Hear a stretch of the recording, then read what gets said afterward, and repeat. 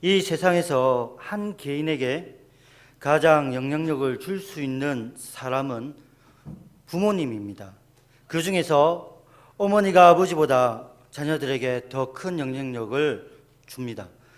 세계적인 부호인 록펠러는 어릴 때 아버지와 어머니를 여의습니다. 그런데 어린 록펠러에게 그의 어머니는 10가지 유언을 당부했습니다. 그 유언은 우리 지금까지 많은 사람들에게 유명하게 알려져 있습니다. 첫 번째, 하나님을 친아버지로 섬겨라. 두 번째, 목사님을 하나님 다음으로 섬겨라. 세 번째, 주일 예배는 반드시 본교에서 드려라. 네 번째, 오른쪽 주머니는 항상 11조 주머니로 하라. 다섯 번째, 아무에게도 원수로 만들지 말라. 여섯 번째, 아침에 목표를 세우고 기도하라. 일곱 번째, 잠자리 들기 전에 하루를 반성하고 기도하라. 여덟 번째, 아침에는 꼭 성경을 읽으라. 아홉 번째, 남을 도울 수 있으면 힘껏 도우라. 열 번째, 예배 시간에는 항상 앞에 앉아라. 이 10가지를 당부를 했다고 합니다. 록펠러는 그의 어머니대로, 그의 어머니의 유언대로 열심히 살려고 노력을 했습니다. 그랬더니 33세에 백만장자가 되었고 43세에는 미국의 최대 부자가 되었습니다. 그리고 53세에는 세계 최대의 갑부가 되었다고 합니다. 그의 어머니는 유언에 어린 아이들에게 부자가 되어라, 물질을 많이 모아라, 명예를 추구해라, 이런 세상적인 내용이 없었습니다. 그럼에도 불구하고 록펠러는 하나님이 주신 부와 명예를 가질 수가 있었습니다. 저 역시도 신앙에 있어서는 어머니의 영향력을 많이 받았습니다.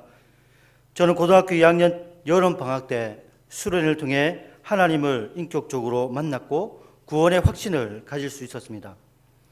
제가 구원의 확신을 가지게 된 결정적인 계기는 바로 어머니의 기도였습니다.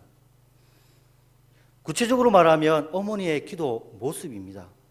저는 어머니가 어떠한 내용으로 그리고 무엇을 위해 기도하는지는 알지 못했습니다. 하지만 어머니를 따라다니면서 그렇게 간절하게 기도하는 모습을 보며 한 가지 도전을 받게 되었습니다.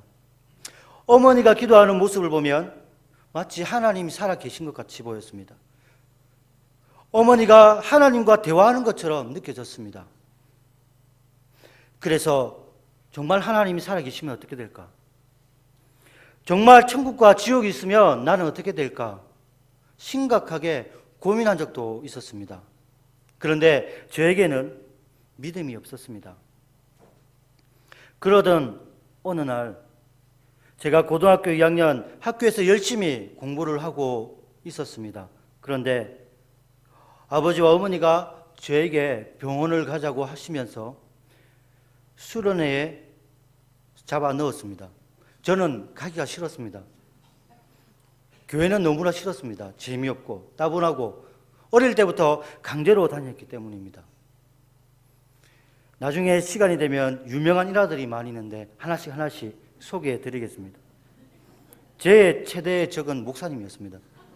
제가 교회 빠지면 목사님이 저희 어머니에게 전화를 해서 제가 도망갔다고, 그렇게 전화를 해서 제가 막 어머니한테 많이 혼나고 용돈도 받지 못하고 그런 아픔이 있었습니다. 그런 저에게 교회는 정말 좋지 않은 이미지로 가득했습니다. 그런데 저는 아프지도 않았는데 아버지와 어머니가 제가 아프다고 해서 저를 입원해야 된다는 이유로 공부하는 저를 데리고 교회 수련회에 끌고 갔습니다. 억울했지만 그 순간 제 머릿속에 기도하는 어머니가 생각이 났습니다. 그리고 정말 하나님 살아계시면 나는 어떻게 될까? 나는 지옥 갈 건데. 순간 저는 억울한 마음도 생기고 두려운 마음도 생겼습니다. 그리고 수련회 참석하면서 한 가지 목표를 가지고 수련회에 참석합니다. 하나님, 정말 하나님이 살아계시면 저희 어머니처럼 저를 만나주세요. 이렇게 간절히 기도했습니다. 그리고 하나님은 그날 밤 저를 만져주시고 저를 만나주셨습니다. 구원의 확신을 가질 수가 있었습니다. 어머니가 어떠한 내용으로 기도하는지는 몰랐지만 간절하게 기도하는 어머니를 통해 제가 도전을 받게 되고 생각에 빠지게 되고 결국에는 하나님을 찾게 되었던 것입니다. 사랑하는 성도 여러분, 오늘날 우리가 힘들고 어렵습니다. 앞으로도 힘들고 어려울 겁니다. 우리가 주님 만나는 그날까지, 아니면 주님의 나라 천국에 가는 그날까지 우리는 근심하게 되고 무거운 짐을 지게 될 수밖에 없습니다. 세상은 점점 힘들고 어렵게 될 것입니다. 과연 우리가 이 세상을 살아갈 때 누구를 의지해야 되겠습니까? 무엇을 위해 기도해야 되겠습니까? 저는 명절을 맞이하여 부모 세대인 그리고 부모가 될 분들에게 권면하고 싶습니다. 우리 자신과 그리고 우리 자녀를 위해서 기도해야 됩니다. 사실 오늘 우리가 읽었던 이 본문 말씀에는 놀라운 비밀이 있습니다. 잠시 본문 말씀을 살펴보면은 예수님께서 빌라도의 법정에 서고 그 법정의 결과에 따라 처형을 당하러 골고다 언덕으로 올라갑니다. 그리고 구레네 시몬을 만나고 그 구레네 시몬이 십자가를 지게 합니다. 그리고 예수님은 계속해서 사형장으로 걸어가고 계십니다. 그런데 뒤따라오는 한 무리의 여자들이 있었습니다. 예수님은 이 여인들을 예루살렘의 딸들이라고 합니다. 이 예루살렘의 딸들, 이 여인들은 십자가 지신 예수님을 보면서 애통하는 마음으로 가슴을 치며 울면서 따라옵니다. 그런데 놀라운 것은 이 여인의 믿음들이 대단하다는 것입니다. 예수님의 제자들은 예수님이 핍박당하고 고난당할 때 도망가 버렸습니다. 부인하는 제자도 있었습니다. 그런데 이 여인들은 예수님을 애통해하면서 울면서 따라가는 것입니다. 어찌 보면 이 여인들은 다른 사람들에게 핍박과 박해를 받을 수 있다는 것을 알고 있음에도 울면서 애통해하는 것입니다. 중요한 것은 예수님이 울면서 따라오는 이 여인들에게 칭찬하거나 위로하지 않습니다. 오히려 너와 너의 자녀를 위해서 울라라고 명령하십니다. 여기 이 본문에 나오는 울다라는 단어를 조금 더 구체적으로 살펴보면 이 여인들이 울었다라고 하는 이 단어는요, 헬라어로 드레네오라는 단어입니다. 애통하다, 비통하다는 의미를 가지고 있습니다. 그런데 예수님께서 이 예루살렘의 딸들을 향해 너와 너의 자녀를 위해 울라라고 명령한 이 울다라는 단어는 클라이오라는 단어입니다. 서로 단어가 다르다는 것입니다. 예수님께서 사용하신 이 울다라는 단어는요, 큰 소리로 울부짖다, 숙명으로 고통을 피할 수 없을 때 극심한 고통 가운데 울부짖을 수 있는 그 울음이라는 것입니다. 예수님께서는 본인이 힘들고 어려운 순간 자기를 따르는 그 여인들을 향해 너와 내 자녀를 위해서 울라라고 명령하신 것입니다. 예수님께서는 누가복음 19장 41절에서도 예루살렘으로 입성하실 때 크게 우셨다고 했습니다. 이때 사용한 단어가 클라이오입니다. 예수님께서도 장차 예루살렘이 큰 고통 가운데 있을 것이라는 것을 아시면서 크게 울부짖었습니다. 우리는 지금 우리의 아픔과 고통을 통해 눈물을 흘리며 가슴을 치며 기도할 수 있습니다.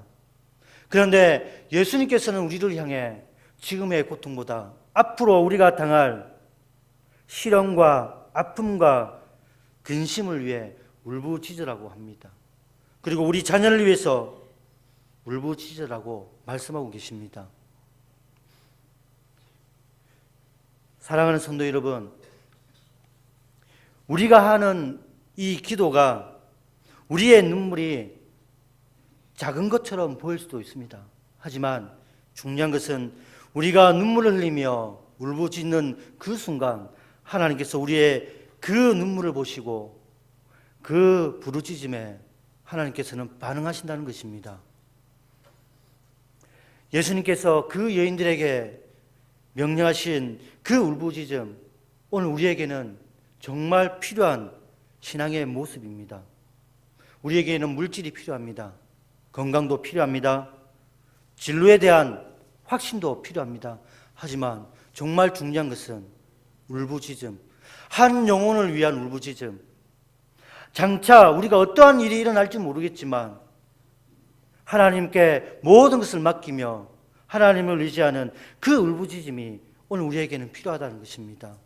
한국 교회가 정말 힘든 것은 경제가 아닙니다. 눈물을 흘리며 울부짖는 주의 백성들이 점점 사라져 가는 것이 큰 위기입니다. 많은 기도원들이 문을 닫고 있습니다. 왜일까요? 기도하지 않기 때문입니다. 많은 교회들이 밤에 문을 닫고 있습니다. 왜일까요? 성도들이 밤에 기도하지 않기 때문입니다. 우리가 기도한다고 해가지고 이 세상이 엄청나게 변화되지는 않습니다.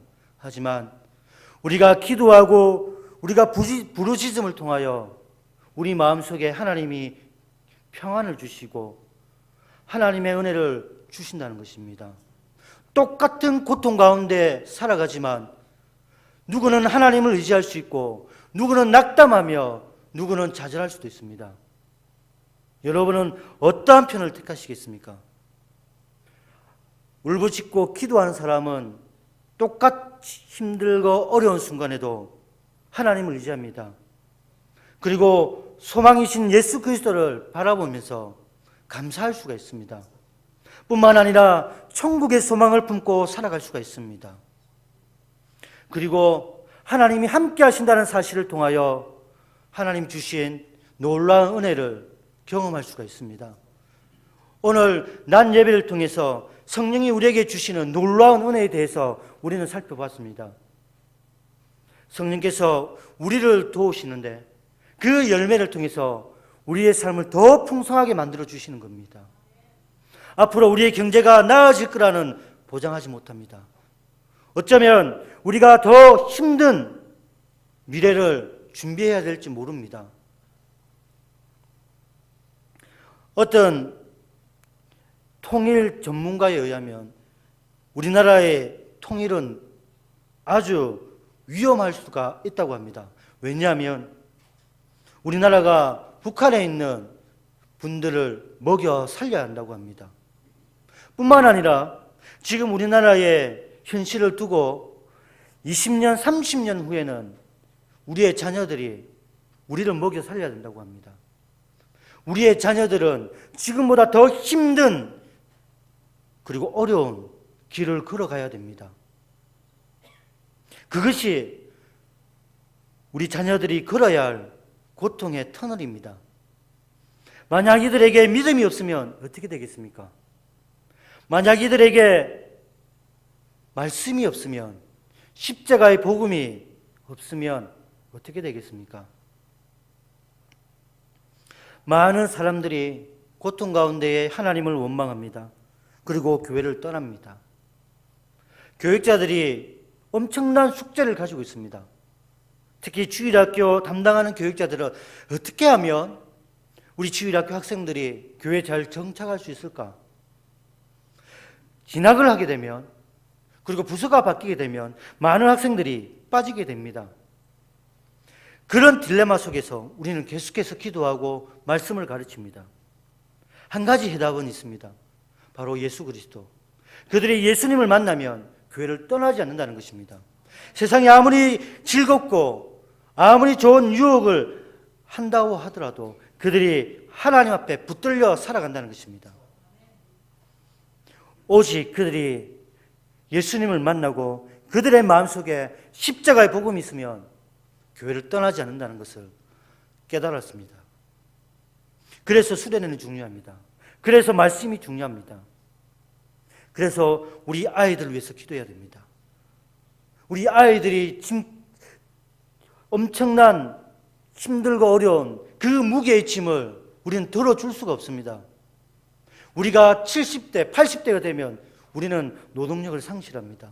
우리의 자녀들이 우리를 먹여 살려야 됩니다. 우리가 그들을 위해서 할 수 있는 것은 없습니다. 그들을 위해서 먹여 살릴 수도 없고 그들을 섬길 수도 없습니다. 오히려 우리는 섬김을 받아야 할 입장에 서는 것입니다.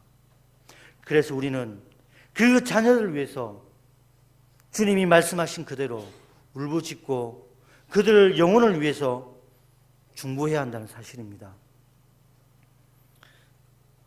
사랑하는 성도 여러분, 예수님께서는 간절함으로 이 여인들에게 말씀하십니다.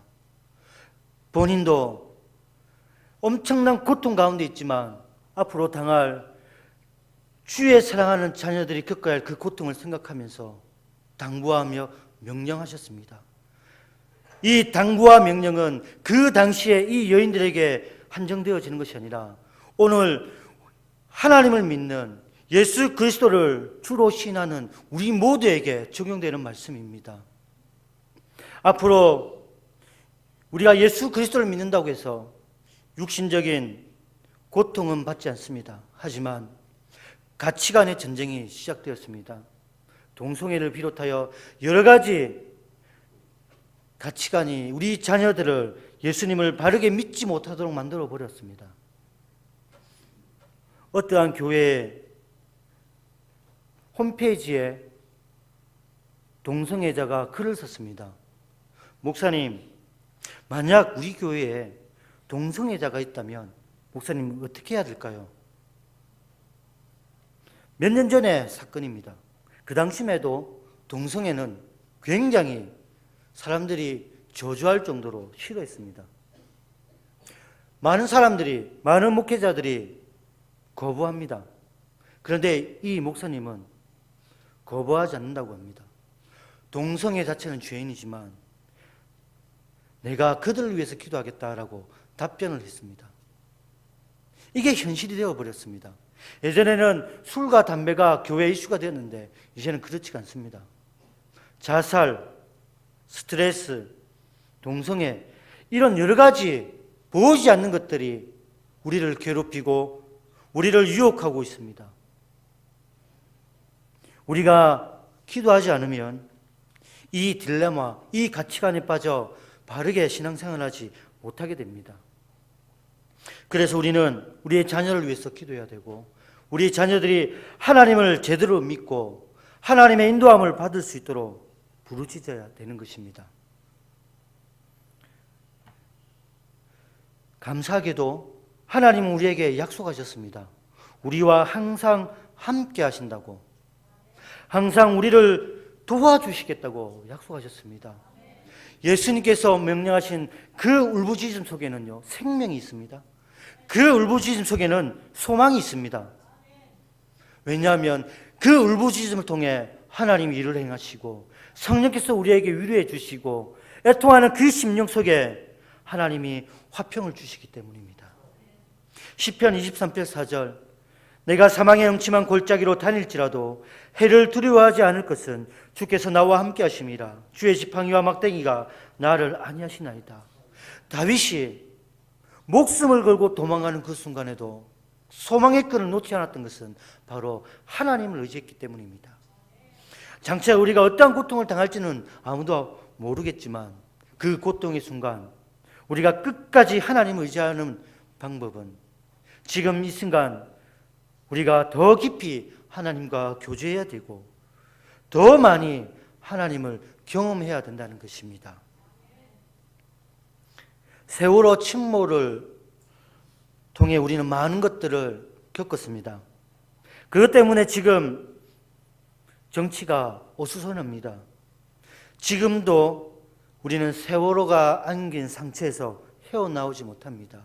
그 안에 수많은 우리의 자녀들이 목숨을 잃었습니다. 열심히 교회 다니는 친구들도 있었습니다. 당시에 많은 청소년들이 혼란스러워했습니다. 제가 그때 중고등부를 맡았는데 아이들이 강무사님 정말 하나님 살아계신다면 열심히 찬양하고 예배드린 그 아이들이 왜 저렇게 고통받아 죽어야만 했을까요? 부모님들이 대답하지 못했습니다. 아무도 그들에게 납득할 만한 대답을 하지 못했습니다. 저 역시도 깊은 고민에 빠지게 되었습니다. 야, 학교 다니기도 힘들었는데 이제 이것까지 나를 힘들게 하는구나. 해답을 찾기 위해서 하나님께 기도합니다. 그런데 하나님이 주신 응답이 있었는데 그것은 뭐냐면 저들이 죽은 것이 아니라 내가 저들을 데리고 갔다는 것입니다. 하나님을 믿는 자녀들을 죽게 만든 것이 아니라 하나님 나라로 데려갔다는 것입니다. 우리는 죽는 것이 아니라 하나님 나라로 가는 겁니다. 하나님 앞에 가는 겁니다. 그 말을 했을 때 아이들이 납득을 했습니다. 맞습니다. 우리는 고통 가운데 있을지라도 우리가 죽으면 하나님 곁에 간다는 것을 아이들이 소망을 가지게 되었습니다. 언제 어떻게 우리는 고통받을지 모릅니다. 우리의 자녀들 역시 그렇습니다. 그런데 급작스러운 고통 앞에 우리의 자녀들이 예수님을 부인하지 않는다는 장담을 누가 할 수 있겠습니까? 함께 사역했던 제 선임 목사님이 자기는 지금 죽어도 감사할 수 있는데 그러면서 눈물을 흘리며 말을 했습니다. 나는 지금 죽어도 감사할 수 있는데 내 자녀들은 지금 죽으면 천국 갈 수 있을까? 그래서 나는 지금 죽을 수 없다 라고 저에게 말을 했습니다. 자녀들이 예수님을 제대로 믿는지 확신할 수 없기 때문입니다. 사역자지만 한편으로는 부모였습니다. 우리 역시도 그렇습니다. 우리의 자녀를 위해서 기도할 때 성공을 위해서 기도할 수 있습니다. 진로의 문을 열어달라고 기도할 수도 있습니다. 그러나 가장 중요한 기도는 하나님을 믿게 해달라는 기도입니다. 구원의 확신을 가지고 하나님께 소망을 두고 살아갈 수 있도록 기도해야 됩니다. 그래야지 미래에 닥칠 어떠한 순간에도 하나님을 의지하게 되고 소망을 가지고 희망을 가지고 감사하며 살아갈 수가 있다는 것입니다. 예수를 믿는 우리가 똑같은 고통 가운데에 원망하고 불평하면 우리는 잘못된 삶을 살아가는 것입니다. 고통 가운데서도 감사할 수 있는 삶이 바로 예수쟁이의 삶입니다. 우리의 믿음의 선배들은 어떠한 삶을 살았습니까? 나라를 잃었습니다. 예수 그리스도를 믿는다는 이유로 감옥에 갇히고 고문을 당했습니다. 끝까지 하나님을 의지하고 예수 그리스도를 부인하지 않았습니다. 그래서 어떤 분들은 순교를 당했습니다. 순교 앞에 담담하게 하나님 앞에 나아갔습니다. 그리고 어떠한 분은 하나님께 찬양을 했습니다. 고통 가운데. 이것은 인간의 능력으로 할 수 있는 것이 아니라 우리와 함께 하신 하나님의 은혜 때문에 가능하다는 것입니다. 우리의 자녀들이 이러한 삶을 살아야 되지 않을까요? 세상에 소망이 없다고 생각할 때, 세상에 타락투성일 때 하나님이 찾으시는, 하나님이 기뻐하시는, 그리고 우상과 바알에게 무릎 꿇지 않은 그 하나님이 찾으시는 7,000명의 사람들처럼 멸망 앞에, 두려움 앞에 믿음 잃지 않았던 그루트기의 신앙을 가진 사람들처럼 우리의 자녀들이 하나님이 예비로운 사람이 되어야 되지 않을까요? 지금 우리의 눈물이 우리의 자녀들을 살릴 수도 있고 우리의 자녀들에게 놀라운 영향력들을 미칠 수가 있다는 것입니다. 기억하십시오. 예수님께서 울부짖으라고 명령하셨던 그 울음 속에는 좌절과 절망이 아닙니다. 희망이 있고 생명이 있고 예수 그리스도를 통한 회복이 있다는 것입니다. 우리를 역시 우리 스스로는 아무것도 할 수가 없습니다. 하지만 주님이 우리를 통해 이루시고자 하는 것은 우리를 통해 하나님의 나라가 있다는 사실과 하나님의 놀라운 은혜가 있다는 사실을 세상 속에서 선포하기를 원하십니다. 누구나 고통의 순간에는요, 울 수가 있습니다. 누구나 아프면 그것을 빠져나가기 위해서 통곡할 수가 있습니다. 불신자들도요, 불안한 미래를 위해서 점집을 찾아갑니다. 그래서 점이 이상하게 나오면 구슬을 하게 되고 값비싼 부적을 구입하게 됩니다. 그 마음속에는 간절함이 있습니다. 예수님을 믿지 않은 사람들도 간절함이 있습니다.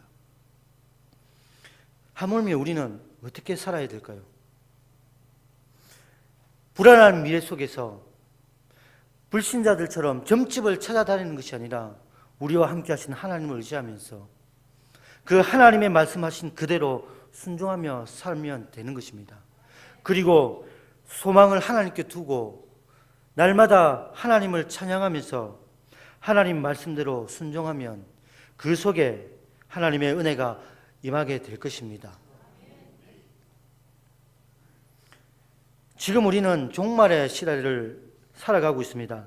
현재 일어나고 있는 이 힘들고 어려운 현실이 예전에는 예측하지 못했을 것입니다. 누가 북한이 저렇게 교회를 핍박하게 될지 예측하지 못했을 것입니다. 100년 전에 살았던 우리 믿음의 선배들이 북한이 저렇게 박해하는 국가가 될지 누가 알았겠습니까? 아무도 몰랐다는 것입니다. 내일을 우리는 알지 못합니다. 그럼에도 불구하고 하나님께 소망을 들고 하나님 의지하면서 하나님이 우리에게 주신 그 언약의 말씀 붙들고 살아가기를 간절히 소원합니다. 어렵다고 낙담하지 마십시오. 힘들다고 원망하지 마십시오. 우리가 그러한 삶을 살아가면 누가 좋아하겠습니까? 마귀가 좋아합니다. 힘들고 어려운 순간에도 담대히 살아가는 그 삶이 하나님이 우리에게 소원하는 삶입니다. 그러한 삶을 통해 감사가 있고 평안이 있고 복음의 능력이 임하게 될 것입니다. 믿는 자들에게는 하나님의 말씀이 능력이라고 했습니다. 이 말씀을 믿고 시간 틈틈이 여러분 자신의 믿음을 위해서 여러분의 자녀와 후손들을 위해서 기도하십시오.